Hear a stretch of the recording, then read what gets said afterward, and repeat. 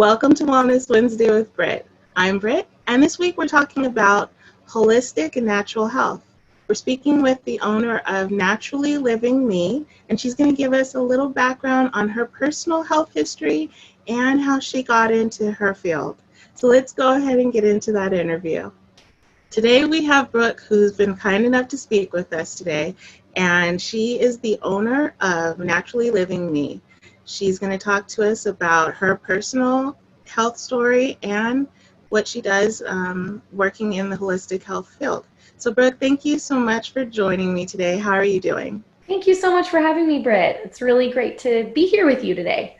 Of course. Thank you. So, Brooke, just to kind of get into the interview right away, I know a little bit about the fact that you are a holistic health practitioner. What exactly does that mean? What is a holistic health practitioner? Sure. So I'm not a doctor. I can't diagnose, but it is just basically looking at the body as a whole, the person as an individual. And so it's really about finding natural, holistic ways to support the body, whether it's through food, nutrition, focusing on the overall mental portion of it, our wellness in our brains, and our thoughts, exercise, the foundational health of that we all need. And then also just seeing, are there other ways that we can support the person, if they're dealing with maybe parasites, how can we support their body as a whole to help the body grow strong so it can fight off those things. And so it's really a joy to be on this side of being the practitioner versus being the client or the patient, which I had been for many years. So I really enjoy what I get to do to help people and figure out individually. I think the key is individual support, because we're all different. And so what one person needs, it's not a blanket, here, just take this and do this and you'll feel better, because we're all so uniquely created that what works for one person may not work for the other. So it's really figuring out who is this person as a whole and how can we support them naturally. Well, that sounds great. I mean, I think that is the most well-rounded approach, looking at the body and the person as a whole. Yeah. So you mentioned briefly, it's nice to be on the provider side. What is your personal health history as a Yeah. patient? Yeah, which has been a majority of my last decade. So health was never something really on my radar ever. Like, I didn't think about it twice until 10 years ago. I started developing just weird symptoms, like feeling off, feeling nauseous, feeling just sick all the time. I called it like I had a flu constantly that I could never get over. And it just slowly, you always think, okay, in a couple days, couple weeks, I'll just get over it. And it just never went away, and it kept progressing to more stiff neck, to fevers, to just feeling like I was going to throw up all the time. And then, going to the doctor and, well, you're fine. Your blood work looks great. Maybe I just got married. Maybe I was just really stressed about that. I wasn't, but I thought, well, is it just different changes?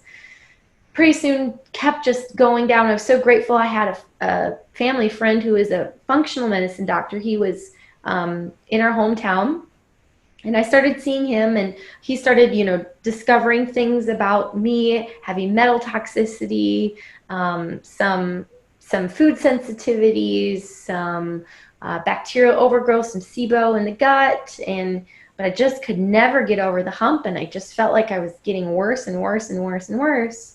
I eventually was diagnosed with Lyme disease, and so Lyme disease is becoming more and more talked about, just because a lot of, the root cause of a lot of people's sicknesses can be Lyme disease. And so I was really happy like to get a name for something, because people would just be like, what do you have? And I'd say, I don't know, I'm just sick. So I was grateful to have a name, but I knew that Lyme is not an easy road, and it's not a quick fix. And so then I began really pressing into trying to figure out how I could rid, or at least get the body strong enough to fight it off. And I, unfortunately for me, I was somebody that was just really difficult to try and figure out what worked for me. I mean, I'd had so many people be like, oh, you have Lyme disease, try this. My sister's daughter's friends, neighbors tried this and they were totally healed, so I'd try that. Didn't work for me. And I just start feeling really discouraged, because I'm like, what's wrong with me, and is there any hope?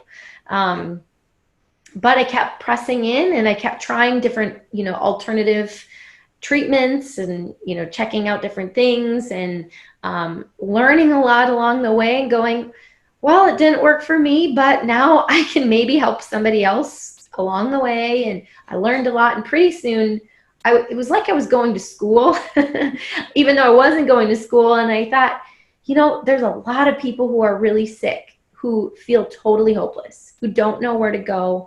And so then I was like, I need to do something about this, and I thought, well, maybe I'll just take one class online and just see. But I'll never be a practitioner. Like, that's not something that I couldn't do that. I was a music teacher. I went to school actually to be a music teacher, and that's what I did for many years, and worked with a music ministry as a vocal coach. And so that was my passion. But so again, health was like not on my radar, but it was almost forced on me, because I wanted to be well. And so, yeah, I slowly took some more classes online at Trinity School of Natural Health, and I just kept falling more in love with it, took baby steps, and I started discovering things for myself through that, and how I could support myself, and found some modalities that have been really helpful for me, that have fit really well. And through that journey, I just kept learning. And every time something doesn't work, I'm like, well, just more information I have to help somebody else down the road. And right now in my journey, to be honest, I'm still in the journey of Lyme. It's really, as I dive deeper into my healing, things have kind of come up to the surface again a little bit. It's like it's been exposed.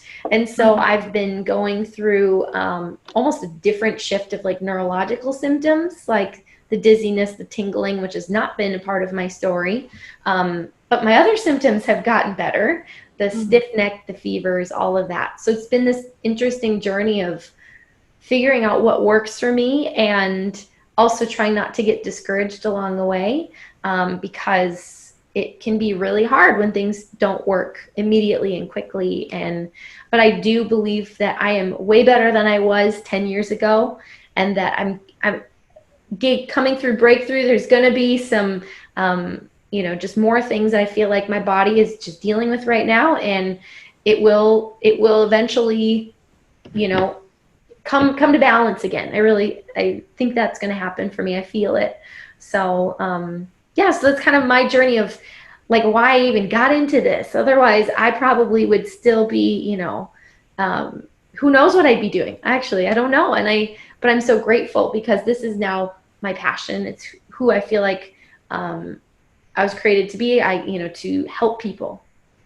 Yeah, I mean, it sounds like a very organic way of getting into this type of work,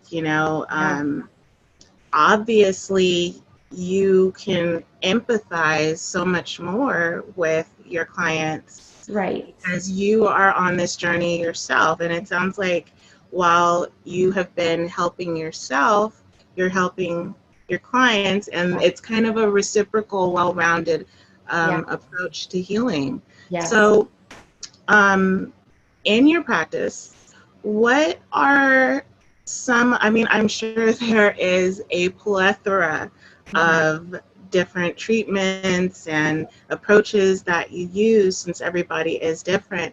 But what are some of the typical or more common treatments and services that you work with your clients on?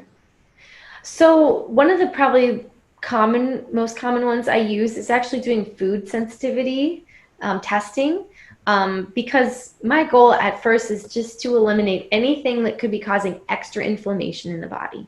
So, a lot of times we're eating every day. We could be unknowingly eating things that are causing extra inflammation to our body. It may not be the root cause, but it's contributing.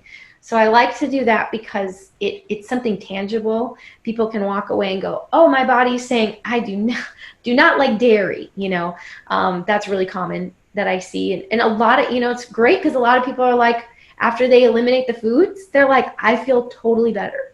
And that's awesome. So that's a great starting point that I like to do with my clients, is to do a food sensitivity testing.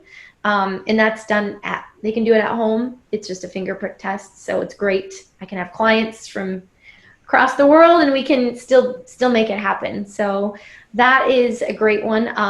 I use a bioscan called Zyto, and it's just a hand cradle. It's FDA approved device that actually measures the galvanic skin response. It's actually the same thing that's used for a lie detector test. Mm-hmm. And so it measures the skin's conduct, I can't say the word, but it measures the skin's response to certain stressors. So the software will send different, virtual stressors to the body, and the body will respond without you even having to speak for itself, to say, this is causing stress to my body, and it's able to measure that based on the skin's response. So that is a cool tool to see what areas of the body are being most stressed, and how can we help eliminate that stress from the body. So sometimes it's mental. So there's a category that'll say mental, emotional,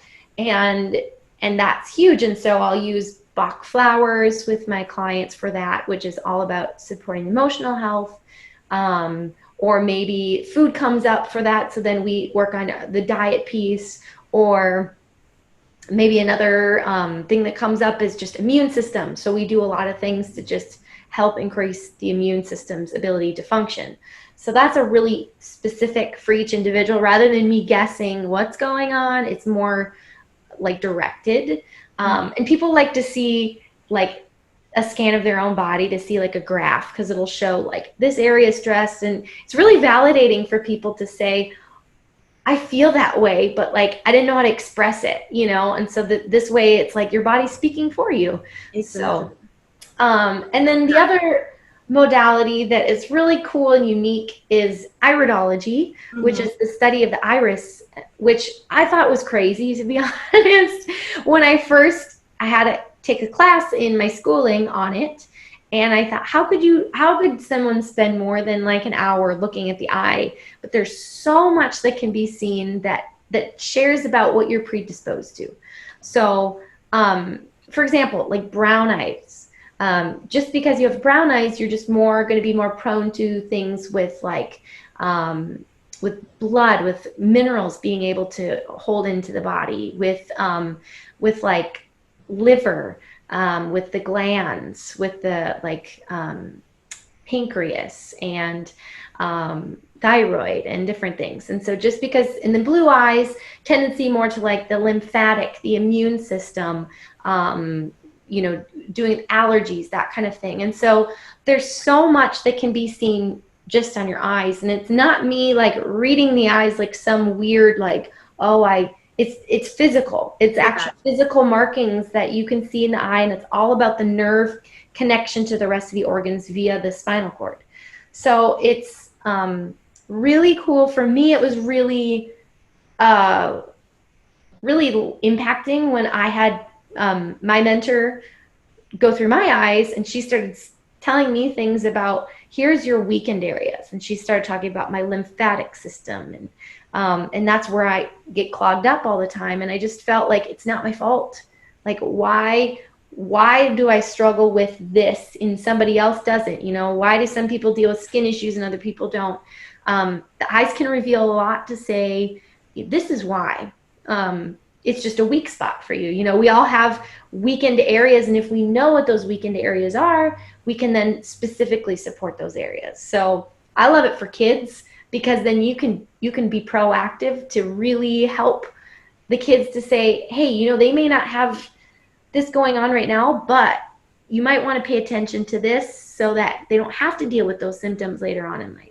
So it's really incredible. Neat. I mean, and I love what you said about, you know, the fact that it can be validating, Yeah. that your body can speak for you, because I know for me personally, there have been so many occasions where I know something's off in my body. I know I'm not feeling well, Yep. but I don't have the words to describe Yep. what's going on. And then that kind of starts that whole cycle of, is it just in my head? You know, Right. imagining this. So the fact that you have these diagnostic tools at your disposal that can allow the body to speak up for itself when, you know, consciously we may not have any idea, you know, where. And I mean, I can't exactly point to the fact that I have a fatty liver and, you know that that's what's going on. You know, there's so many intricate parts of our bodies that we don't have the ability with our words to speak up for. So I think that is absolutely amazing. I remember looking at some of those images that you posted on your Instagram of the eyes. Yeah. And I was really glad that you talked about that particular study, because I had never heard of iridology. Yep. You can call it iridology. Yeah. Yeah, I had never heard of that, but I mean, it makes sense, because I know that I've seen Eastern medicine practitioners in the past, and they've looked at my tongue and told me what's going on with me. You know, so the body really does speak for you if, you know, you pay attention to what it's saying. Absolutely. I really wanted to ask you something about, you know, so these aspects that you're speaking of, where, you know, you allow the body to kind of, you know, inform you of what's going on. Do you work with, I know that there's kind of a disconnect, especially in this country, between traditional Western medicine and alternative therapies. Do you have any issues working with your clients that have, you know, because obviously I feel like it's a very well-rounded approach to take whatever will benefit the body. That's my personal feeling. So I'm sure you have clients that have, you know, medical regimens, things that they're dealing with. Is it ever difficult to treat in conjunction with Western medicine? Do you know, consult with their doctors ever? How does that work if you have a client that has a specific, you know, doctor prescribed, you know, regimen, and then they see you? Yeah, that's a great question. And again, I'm not a doctor, so I can't treat, diagnose, prescribe, you know, those things, which I'm grateful for. And I completely love and respect the Western medicine too, because I think there's so many good in both worlds. And so being able to respect and complement each other is really powerful. And so for me, I never want to undermine anything that a client is doing with their doctor. And so that's why a lot of the stuff I talk about is just foundational. Let's just work on, you know, diet. Let's work on balancing emotions. Let's do like the foundational sleep. So oftentimes those things are just building a foundation for whatever else that they're dealing with. And so I always say, you know, check with your medical doctor, make sure that this is something, you know, you and they feel comfortable with, because I don't want to undermine that. And so I've had some really great relationships with medical doctors and, my holistic practitioners. And, I tend towards the holistic side just because that's what I focus on. And I think there's some really great things. But for clients that are, they've only been in the medical world and, they rely on insulin, of course, that's something that they shouldn't stop doing just because they're seeing me. And so it's very much a partnership. And I see myself as like a support. How can I come alongside you and add, support to what you're already doing? And then they may decide down the road with their doctor, actually, I'm doing really good and I don't need this medicine anymore. I don't need this thing anymore. Great. That's a great goal to get to. But I think for me, it's more of just the partnership of, we each have our fortes and how can we work together? Exactly. And it truly is a partnership. And I love that you said that it's a, foundational support, because I don't feel like any one area. I think that if you think about anybody that's living as, a chronically ill individual, you'll be hard pressed to find that one treatment that's going to cover all bases. Right.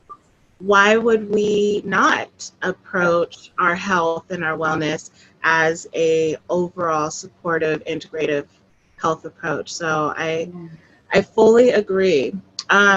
So Brooke, just to kind of wrap things up, I mean, this has been very eye-opening.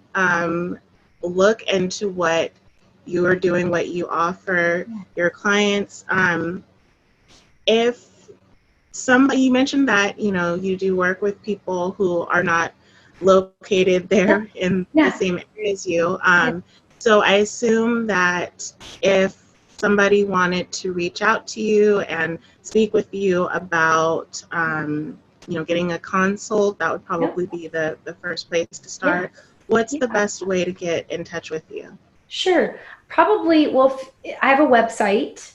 So my website is naturallylivingme.net.